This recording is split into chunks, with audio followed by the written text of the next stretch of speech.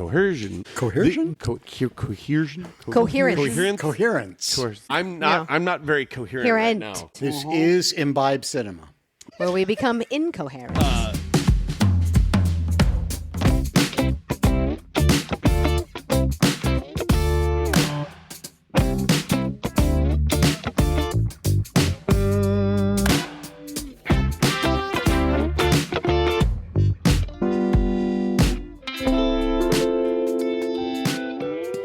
Greetings and our salutations, and welcome to Imbibe Cinema. The Imbibe Cinema podcast is brought to you by the Blue Whiskey Independent Film Festival, otherwise known as BWIF.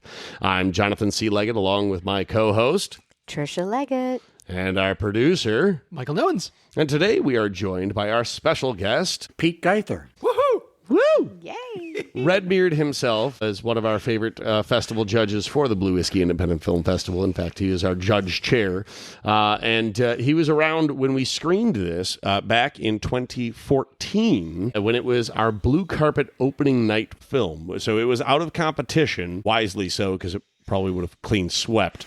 But what a film it was. In this episode, we are going to be discussing the film Coherence. This is an absolutely amazing film, and we are going to be drinking a cocktail called the Comet. Yes. The pictures and all that information can be found on the website. In addition to this podcast, we also offer a variety of short and feature-length independent films that you can enjoy for free. But when you become an Imbibe Cinema member, you get access to monthly, limited releases. To learn more and begin your membership, visit imbibecinema.com or download the Imbibe Cinema mobile app, available on the App Store and Googles of Play. Mobile. Yes, I know. I say all sorts of weird things, especially after my first cocktail is actually already gone. The Googles of Play. The Googles of Play, yes. Yes. Depot of homindness. All right. So, Pete, welcome to the cast. We are so very happy to have you, especially for this particular film. We know it is one of your favorites. When we were setting everything up, you mentioned that you returned to this film multiple times since seeing it. What is it that continues to draw you back to it? Yeah, after I saw it, first of all, I told all my friends that they had to find a way to see it because it really was such a great, mind-blowing film. And I'm drawn to a lot of the, time loop, time travel kinds of things that will really kind of throw you off and make you try to question reality. And this falls into that in a way. And I found myself every, 2-3 years going, I got to watch that again. So I would. I've probably seen it 5 or 6 times, and I get into it every single time. I really love the idea of a film that can do so much yet be done on a shoestring with a great ensemble. Character driven, all of that really, really hit home to me. I love the beautiful thesis statement that is essentially going to be the entire podcast wrapped into one. That was quite lovely.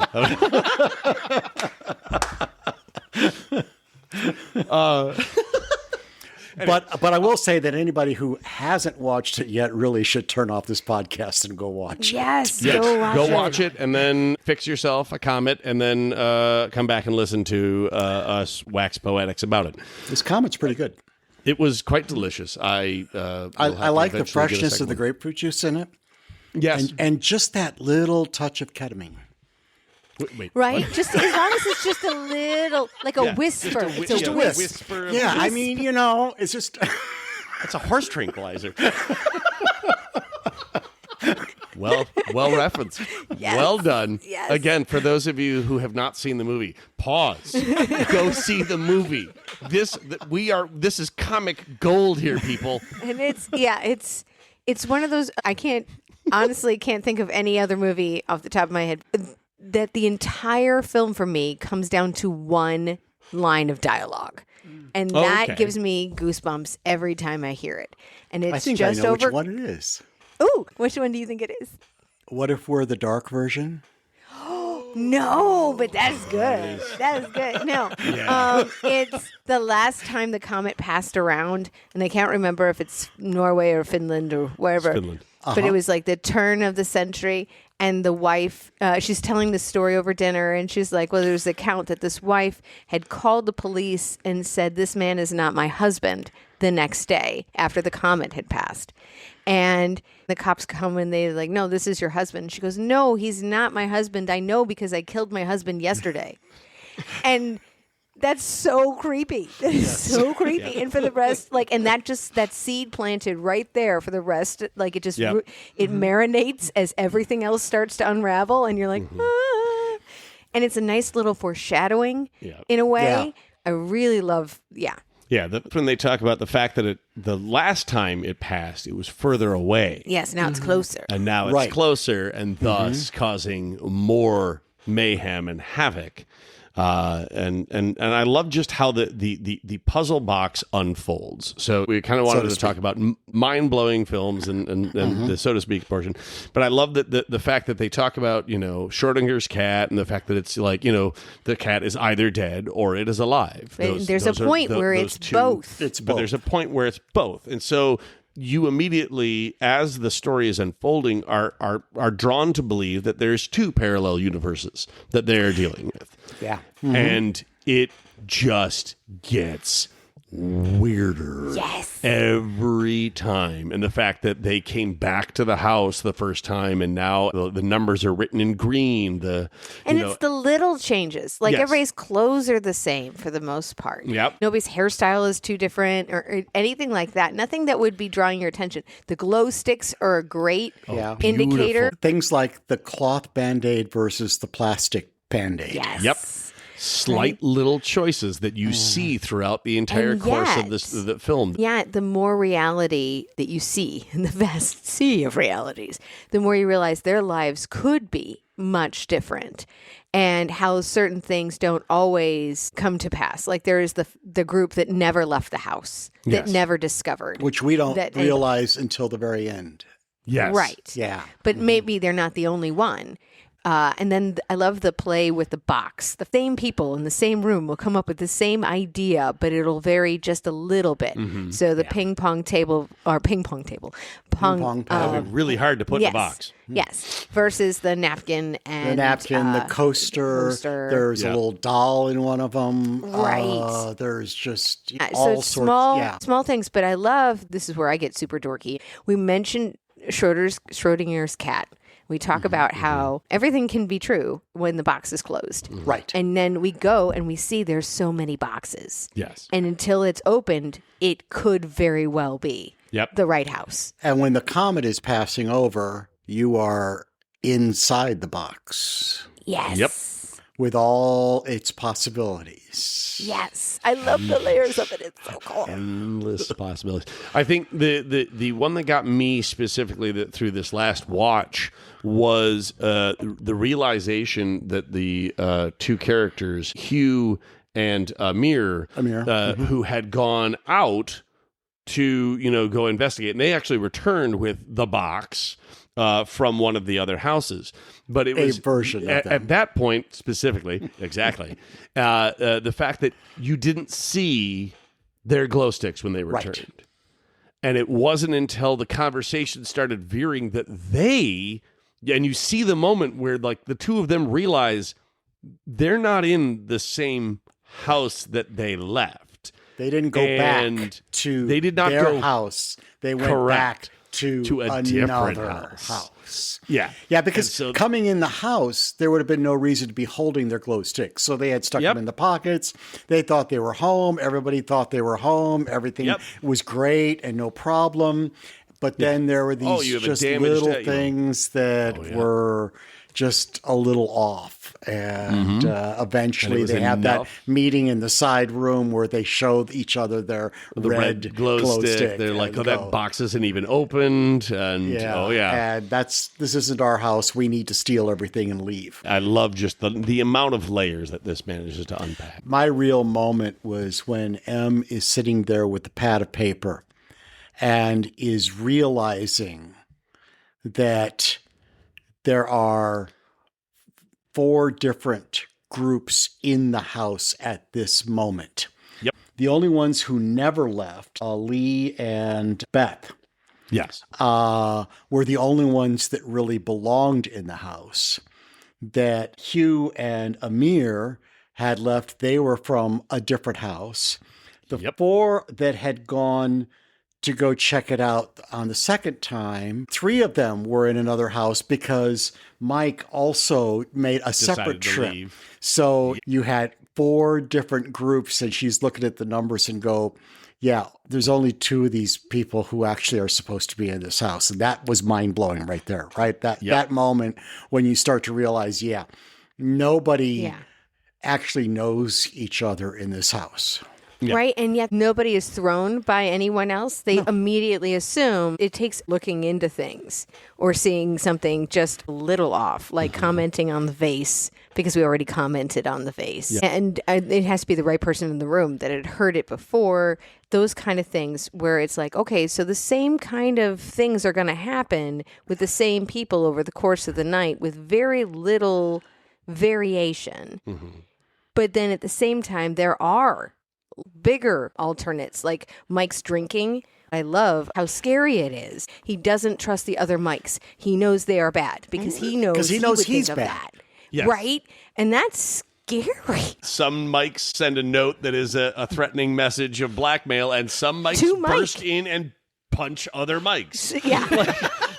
And in one He's house, the wild card. There are 2 mics tied up in chairs, I think. Was there 2 mics that were tied up in chairs? That I think it was, yeah. Mm-hmm. Trisha said the same thing. I thought the one looked like the Kevin I think character, they were, but it might have been both, 2 mics. I think they were supposed to be both mics. So, yeah. Okay. Which would make sense, because a house would go, why are there 2 of you? We're going to tie you up until we figure out who is the right one.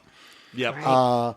Probably neither. And one of the things that I was sort of, as I'm trying to look at the mechanics of this actual existence under the Comet, is that there would be an infinite number of realities, but the bleed over would more likely take you to realities that are very close to your own. So that's why they were all so almost identical in who they were, in what they did, in what they had done, with very minor differences. Because probably if you went further afield, there was a reality where Amir didn't bring Lori. He brought somebody else. Well, right. You know? Yeah. And that would be further along in the path, but it would be logical that in this kind of a breach, that it would be the closest realities where there had been just a minor difference in that divergence, that makes sense. that were being seen. Well, and what I remembered of the first viewing was that at the end, she's looking, knowing that she doesn't belong anywhere. She's just going to find a place that she'd want to be. Yeah. Right? And what I remembered was that she was a dancer, and that her indecision, her hesitation had cost her own project. She had lost it. Yes. And is explained over dinner prior to all the shenanigans. Yes. And that she was starting to hesitate in making decisions with this relationship that she is very invested in. She chose that reality because she is the prima ballerina in that reality. And then I watched it this time and I went, no, she chose it because she's happy with him. And it just turned out to be a bonus that she got the reality in which her career is better. I think she was also looking for a house that was calm and peaceful. There was a little bit of that, because it was the only house that she found where they weren't trying to kill each other. Yeah, they're not tied up. They clearly had, none of them in that house had ever left the house. Right. Yep. So that was safe. But I think it was also because she saw herself, so to speak, with Kevin, and in a very loving kind of situation. And at one point, she did overhear, is Catherine Maris going to become your life? Your understudy. Your understudy for life, which also shows that she, in this reality, had not made the poor choices. Yeah. But it did tend to emphasize that what if we're the dark version, and in many ways they were. And particularly with her, I mean, early on in the movie, to me, she was the good person. Yep. She's the hero. The calm one. Yeah, she was the calm one. She was the smart one, figuring things out. She had some rough things that happened with her dance career and everything else. You know, it had been a long story on that, but she was a decent human being. And then you go, oh. That was a choice. Yep, that was in fact a choice. I mean, Mike, we knew was going to be dark in any yes. In any reality. Yeah, but then also, what would you do if you realize you don't belong in this reality and you just keep looking for one? At what point do you give up looking for home and you just look for any safe harbor? And what are you willing to do to ensure that you end up with your own life again or a version of it? Right. That's tough to try to kill yourself, though. Right. And that's where the real violence is. It's against themselves. Like the only real violence we see, unless I could be wrong, is Mike. Mike on Mike. Yeah. M on M. And M is violent. Yeah. Also very durable because no kidding. She keeps coming back. Yeah. She bounces. She's the villain in just about anything. Just keeps coming back. Well, I don't think M really was able to finish the job. No. Probably both morally and just timing. Yeah, it was a combination. I think a lot of it was timing. I'm just going to stuff you in this shower and finish you. Oh, I fainted. Yeah. And then you collapse and you go back and wait, she's not there. Right. Yeah. But then you can't Somebody take her out can't take her too far away from the house because then you'll lose the house. And then neither of you go back. Because it was like, oh, well, you could get her closer to that dark vortex and then go what back. I would but almost then you say could lose the house. No, stick her in a car. And then roll Put it on neutral and roll it through the veil. It was already gone. The car was? No. Oh. The Comet broke up. Oh, the Comet was already gone? Oh, was it? Because when she came back in the house from the car, they went back out and they saw the Comet and it was breaking up. That's right. That was the end of the veil. That's right. Ooh. So she was stuck there no matter what at that point. Yeah, the look on her face. Oh, you're calling me. So about last night. I wrote down another line that I got a kick out of. And of course, Mike was just such a horrible person. If there are a million different realities, I have slept with your wife in all of them. Oh, I know. Yeah. Not a good person to say that. And the evidence does back his play. As far as we know. What a great line. Yeah, this film, especially on such a small micro budget, but also the fact that it was very loosely scripted.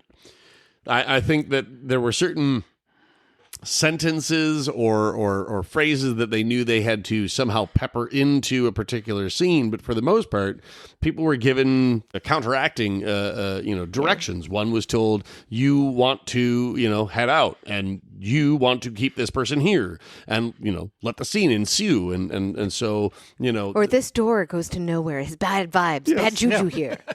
Yep. I don't want to sit next to the door to nowhere. I think that's one of the great ensemble aspects of this film. Yes. Is that it was pretty much all ad-lib dialogue. I mean, you go into it right off the bat and you know that there wasn't a script up front because M is played by Emily Baldoni. Lee is played by Laureen. Beth is played by Elizabeth. Hugh is played by Hugo. So you can get the sense that they took a lot of the character names from the actors' names. Yes. And just adapted them nicknames. into a character name that way. So, I mean, that tells you there wasn't a script to begin with, Yes. And then you do read about the fact that it was mostly ad-libbed, that they would be given a paragraph of what their motivations were in a particular shoot. And then they just had a dinner party.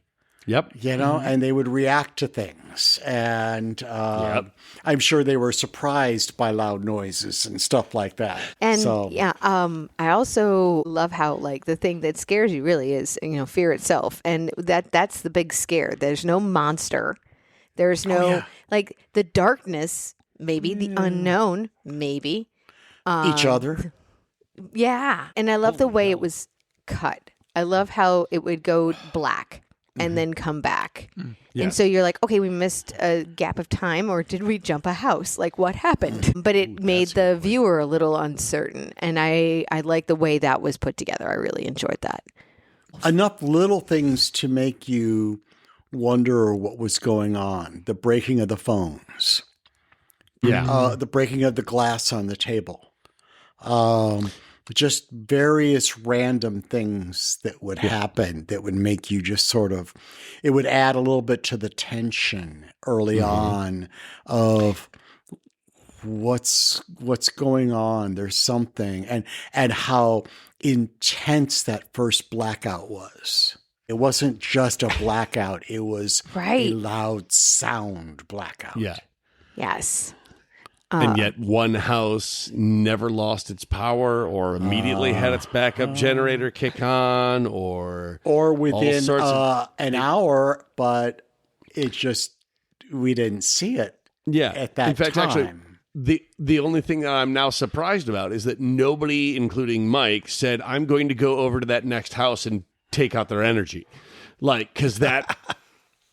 I mean, let's be honest. That could easily, the whole power outage could have been sabotage to a degree by somebody, considering the loud noise of it. But all the neighborhood except for one house? Does the neighborhood actually exist? I think it is just that one house separated by the infinite void of 2 blocks away. Yeah, they're guessing a distance. Yeah, but I think that they are aware that there are other neighbors. Yes. Although they never try to go to any other neighbors. Any of the other. Right. Yeah, I think it's just that house. I think it's a neighborhood of that house. Well, at that moment, after the blackout, I think that is true. I think that that their house and all of the alternate universe houses are the only houses in this reality, this set of realities, in this Schrodinger's box. Yeah. Right. I like the way she describes the dark place in between. Yeah. She calls it going to the middle of a roulette wheel, and then you just don't know where you're going to shoot out. Yes. And that fits in with so many alternate reality kinds of stories. And now it is interesting that they did actually reference another movie within the movie to say that our movie is like this movie. Did you catch that? I missed that. What? Sliding Doors. That's right. Yes. I forgot about that. Yeah, it's the Gwyneth Paltrow movie where she, in one reality, misses the subway, and the other one, she catches it, and it makes all the difference. It's that one little change that changes the reality all the way through. And they're talking about how in this situation that each one of these realities, because of the Schrodinger's box thing, could have been just one slightly different decision that then took them in a new direction. It's a very interesting film.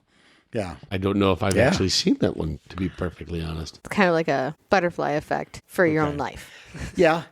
There's a little bit of that. For me, I think of movies like, it's not anywhere near the same, but it's the same kind of mind-blowing thing. Predestination is one that I think of, which is a film I love that. It is. I've heard only good things. Yeah, it is so good. That and that's Ethan Hawke, right? Yes. It's an incredibly good time travel art film that really makes you think and takes you directions that you aren't aware of and is grounded in character and story. Yeah. All things I love. Yeah, I was about to say. Oh, my goodness. Yes. All the buttons. Very, very much. Very much. We're going to take a few moments to fill our glasses and get ready to imbibe more after this. I am doing that right now. Oh, how'd you manage to fill another glass? He has them lined up. That's a smart man. I didn't know we'd have a break, so I wanted to make sure. Touche.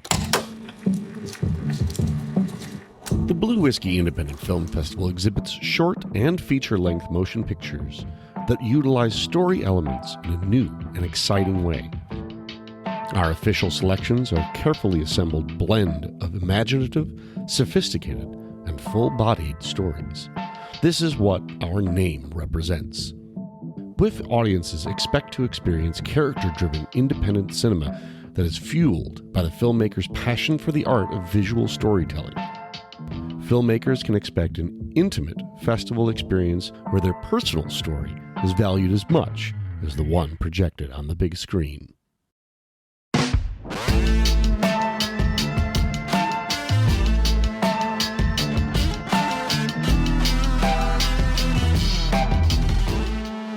There was an interview with Stephen Hawking at one point where he talked about time.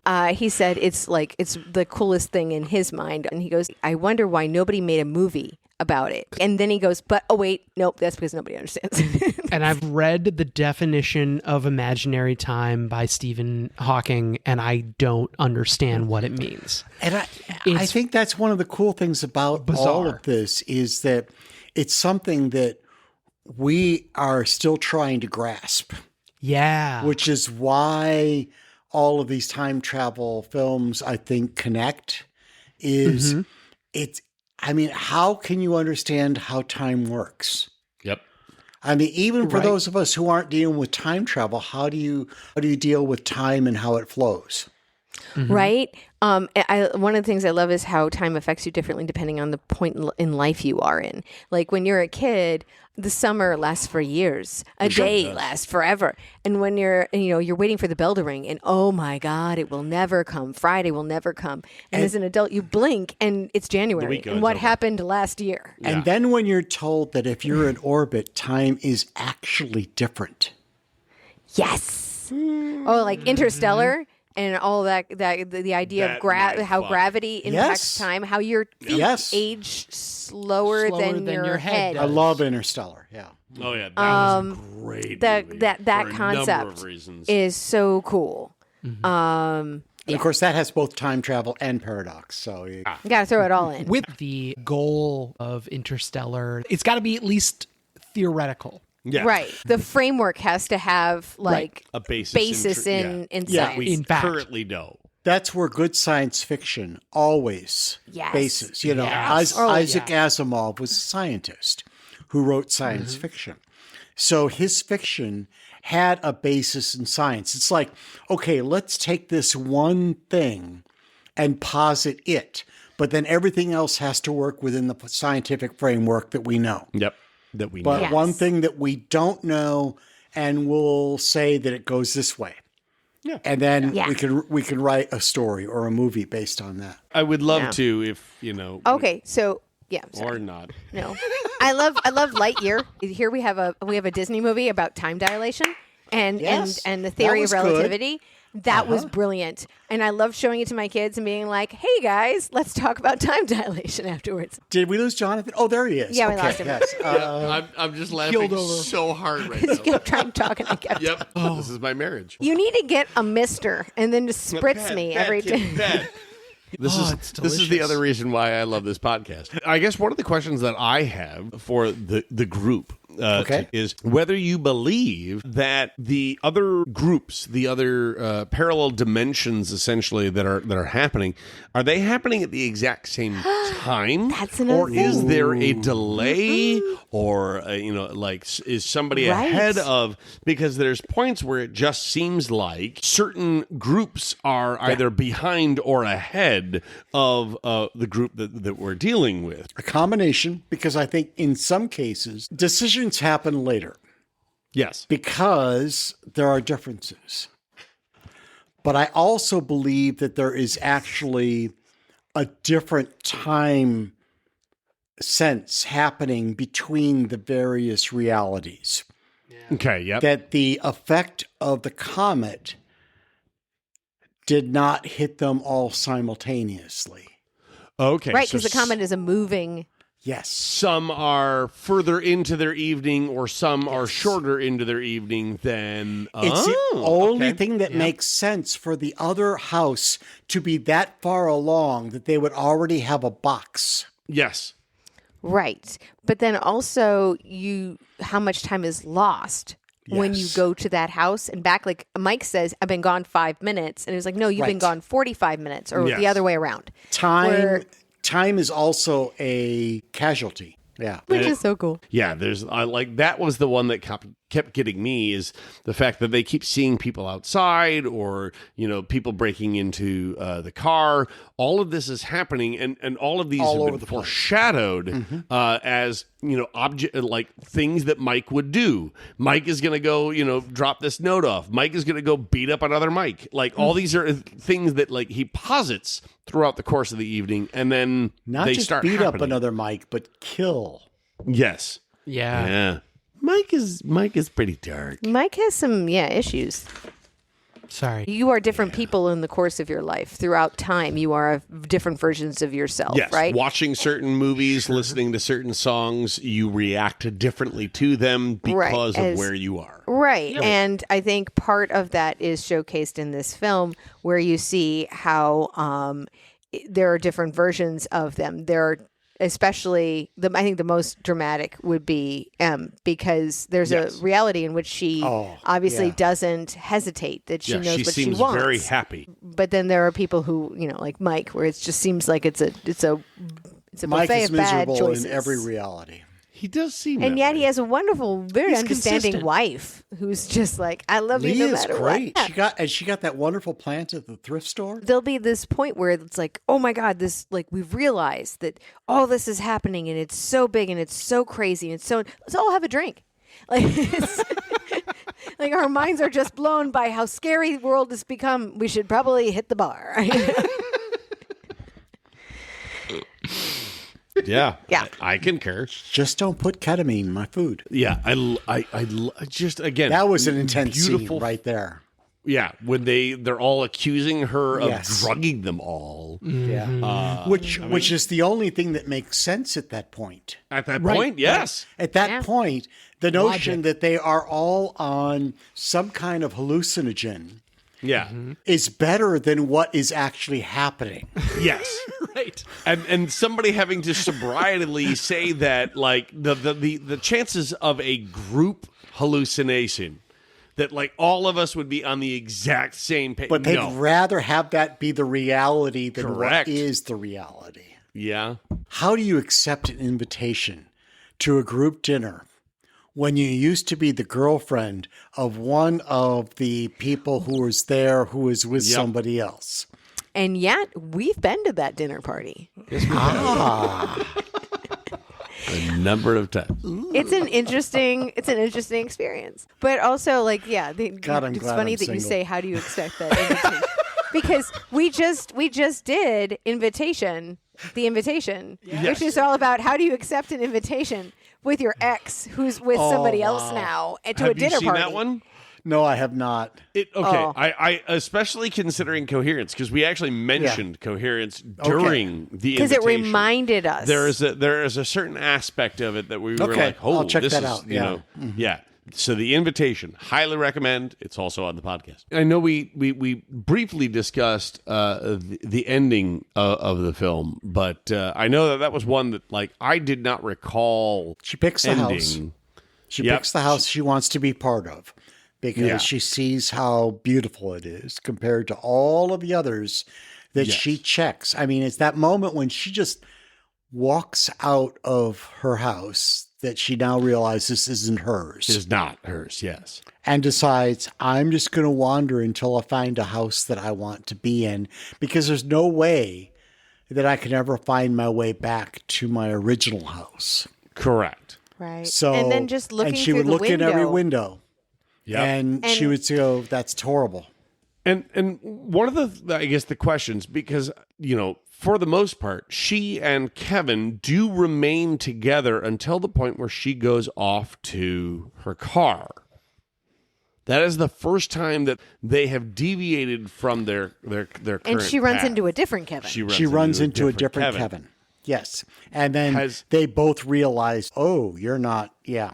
And so my question, at least when it comes to her rejoining the house that she's with, was that the original Kevin that she was with that she does end up leaving, or It was. that It you, was. you feel that it was? It was absolutely, she and Kevin had not separated through the veil. And Lori though, Right.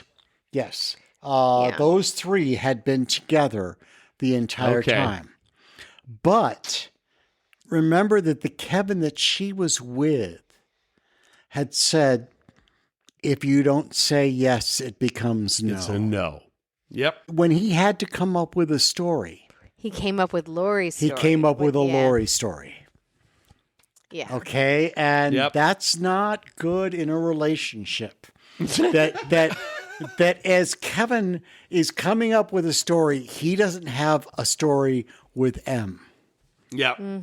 That Yep. says they don't really have it there. And so that combined with knowing that her house isn't her house.